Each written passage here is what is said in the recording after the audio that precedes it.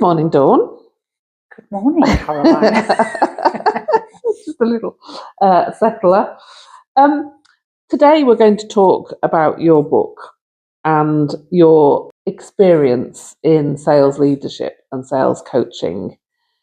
Can you tell me a little bit about your background and how it's brought you to the point of writing a book? So my background is in training and development.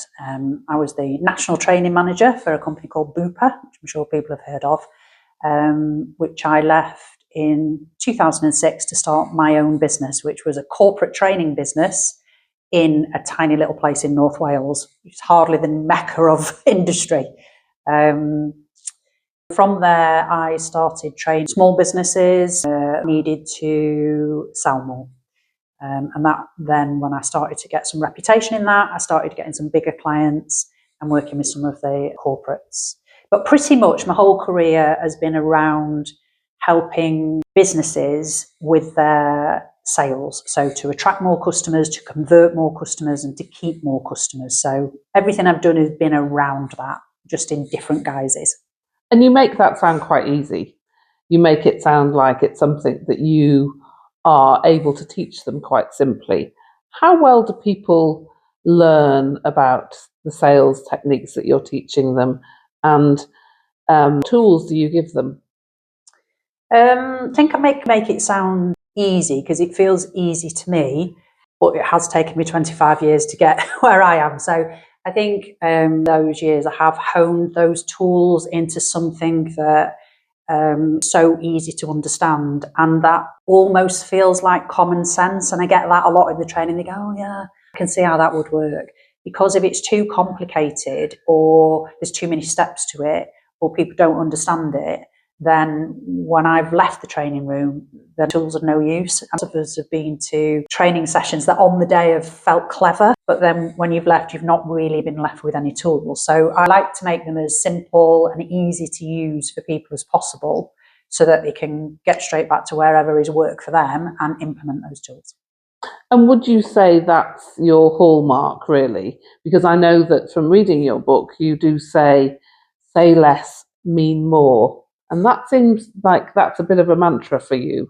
Yeah, I've got two mantras. That's one of them, say less, mean more. And the other one is my backbone of my work, which is a question, which is and that comes from, really, I don't even class myself as a expert in how to sell. I've really spent all of these years learning how people buy. And I think when you look at that, it stops you being clever and confusing your customers, because a buyer potentially just wants to know, do I like it? Do I need it? Is it the right price? Is it going to solve the problems that I've got? It's your job to decode all of that, and it's your job to get that across in a message. It's not the buyer's job to decode that. So yeah, and you don't need to, the less words you use, the less confusing it is. So it's really distilling down those clever messages that you see all over LinkedIn and in adverts, just distilling them down to say, what is this at its core, and why does that buyer care? So you're really helping the buyer as much as you are helping the salesperson or the sales manager. Yeah, I think more so. You become a blessing to that buyer. If you word it in a way that that buyer goes, oh yeah, I get it, then that naturally helps the salesperson anyway, because I don't want to have a hard time in a sales situation. I want anything that they've seen about me beforehand to have done half of the heavy lifting for me.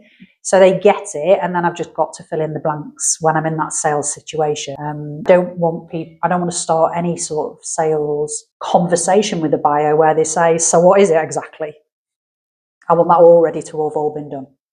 So when you challenge people and say, and, what action does that prompt? Well, I used to soften it a lot more, so it was a bit more friendly, where I'd say, I can see what you're saying there, but just explain to me why the buyer would be interested in that. It became something that I used in more of a challenging way, because I think it's better to be challenged in a training environment or in a safe environment than do your practicing in front of a customer. So I would then say, in my head as a buyer, I'm thinking, and why do I care? And prove it. And what does that exactly mean? And how is that going to solve my problems? So I did it almost to stop them in that waffly world that they can get into and think.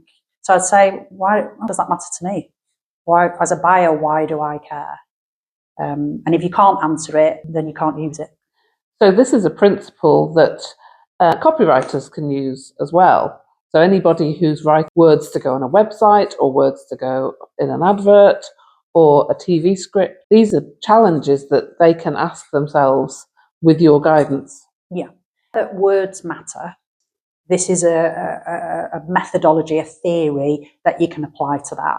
So yes, I have business colleagues of mine and clients sending me copy.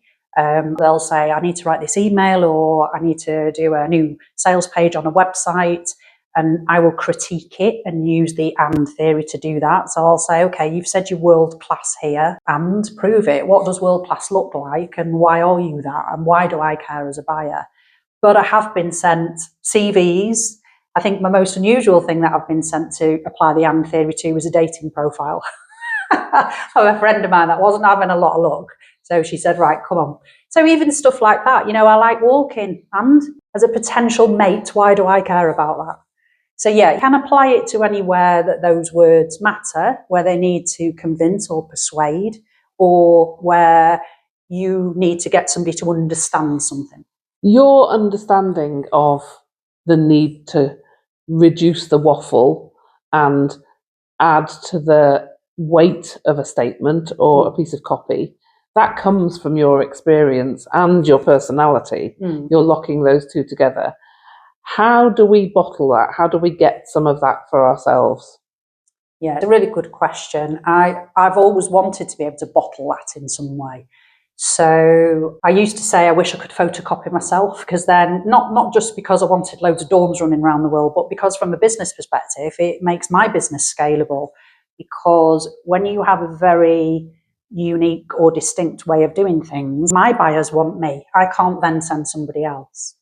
So thought process was, I've done various things in the past. I've done self-study training notes that you can have, that you can buy, not have. Got to the stage where I thought, right, okay, what is it I actually do?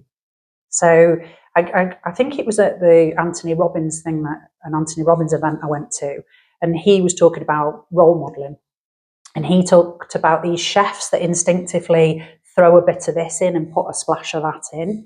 And if you want to be like that chef, he may instinctively be able to do that, but you would have to stop him as he was just about to throw that whatever of turmeric in and weigh it, and then say, oh, okay, well, that's an ounce. Be able to do what he does. So I thought, how do I do that? How do I show people what my thought process is and how I filter those messages? That's where the book came from.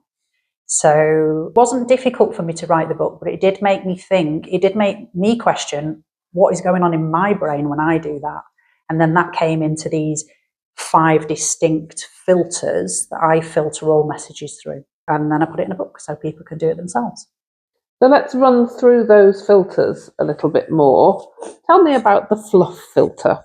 So the fluff filter is the waffle. So this is where you see it a lot on LinkedIn, or you'll see it in where somebody is trying to make either their message look prettier, or they're trying to, the damage may be done in that. So a good example of that is if you've ever been for a job interview and you get a letter afterwards. In the old days, you used to get a letter. They probably WhatsApp you now. But you get a letter that would say, and this letter would probably be 3 paragraphs long, and then it would say the standard has been really high this year and we panel had a terrible time selecting someone, and in the middle it'll have you're successful or not. People scan to the bit that they're interested in, so they don't care about the beginning paragraph and they don't really care about what's at the end. They want that little bit in the middle that said, on this occasion you were unsuccessful. So it's really just say that. That waffle that's around it might make you feel better, but it's just more of a challenge for the buyer or the recipient of that message to filter through to get to the piece of information that really matters to them. Great, that's really clear. The MATE test. Tell me about the MATE test.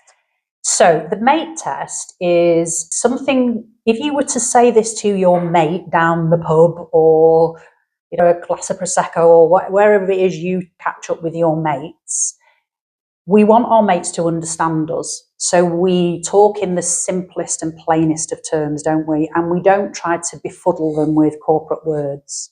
We just say it as it is. There's a funny thing that happens when we get in front of buyers. We tend to turn into some sort of waffle dictionary where we use words we wouldn't normally use in real, when we were talking to a person.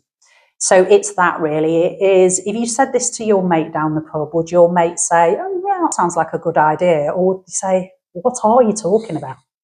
If they say, "What are you talking about?" it's because a human being doesn't understand it, and your buyer is a human being.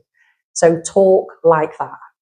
Obviously we've got to polish it up a bit, depending on who the mate is and how you talk to them. Great. The which means that test. What does that mean? Okay, so which means that test is challenges you to turn a statement or a feature, we would call that in sales, into what does that mean? So there's which means that, or so that gives you, or all of those phrases are, if we were to say pen has a lid on it, okay, it means what? Why do I care it has a lid on it? Then that means it won't dry out. So it converts a feature or a statement into why I would care about that. The prove it test. So the unprove it test is it's for unsubstantiated claims. So things like deliver world-class service. Okay, you got an award for it. Does somebody come in and audit you against that service? Compared to what? So this to me is, it might as well not be there as a phrase. So unless you can prove it, unless you can say deliver world-class service because last year we won the Customer Service of the Year award, then that is a substantiated, proven claim or statement. Now, you've gone a step further from writing the book and you've created a piece of software, should we call it that will actually effectively put you in the room with somebody when they're writing or thinking what to say to their buyer. Tell me about that. Okay, two things happened when the book came out. There was people that knew me that bought it, and there was people that didn't know me, obviously, that bought it. And the people that knew me were honest enough to say to me, we get all of that. It completely opened my eyes. The people that knew me really well said, "Oh, Dawn, I've got to now go and rip apart my website." Or, "I just realised that proposal I sent last week was full of unsubstantiated claims and this and that." And there was almost, I got my point across that this needed to happen in these messages, but then there was almost a feeling of dread and overwhelm that people realised that the stuff that they'd been putting out there that was sitting on their website wasn't a sharp message. So the sheer overwhelm of having to systematically go through all that messaging and change it, you're like, oh my gosh, I wish you could just come in and do it for me. So even though I thought the book would solve that problem, me not being able to be in the rooms with those people, they still had to do the work at the end of it. So then my brain was like, okay, that's my new problem I need to solve now. How do I give them access to my brain? How do I give them access to my 25 years of sales experience in seeing a piece of content or a message and saying, what do you mean by that? How's that this? What do you mean? Why are you saying that? Would you say that down the pub? So that still was unresolved for people. So I thought, okay. So I was like, how can I do this? So I started speaking to a software developer and said, how do I make something that is a digital version of me, that goes through my thought process, that calls on my 25 years of experience, that you can put a piece of text in and it does what I would do if I was there. And that's what we created. And that isn't just rewriting the text for you, is it? It's actually challenging you and supporting you to ask the right questions of your text, and in doing so, learning from Dawn Roberts. Yeah. Didn't want something that just, like AI, if you put something into AI, it will make it look smarter. It'll rewrite it in a way that it tidies it up for you, or put it in words that maybe make a bit more sense than yours did. But it doesn't turn it into a sales message. So I wanted to produce something that did do that rewrite for you, that said, this is a better way to say it, this is a more persuasive way to say it if this is a sales message, but then also broke that down and said, where you've said this here, you need to substantiate that. So if you've made this claim, you've got a statistic you could put in here, or you've said here that this world-class service, say, or a big one is, I've been in business for 25 years.